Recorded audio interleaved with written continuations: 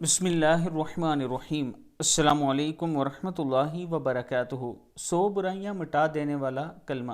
سیدنا ابو ہریرہ رضی اللہ تعالیٰ عنہ فرماتے ہیں کہ نبی اکرم صلی اللہ علیہ وآلہ وسلم نے فرمایا، جس نے دن میں 100 مرتبہ لا الہ الا اللہ وحدہ لا شریک لہ لہ الملک ولہ الحمد وہو علی کل شیء قدیر پڑھا، اسے 10 غلام آزاد کرنے کا ثواب ہوگا اور اس کے نامہ اعمال میں 100 نیکیاں لکھی جائیں گی اور 100 گناہ مٹا دیے جائیں گے، اور اس روز شام تک شیطان سے امن میں رہے گا، اور اس سے بہتر کوئی شخص نہ ہوگا لیکن جس نے اس سے بھی زیادہ اسے پڑھ لیا ہو۔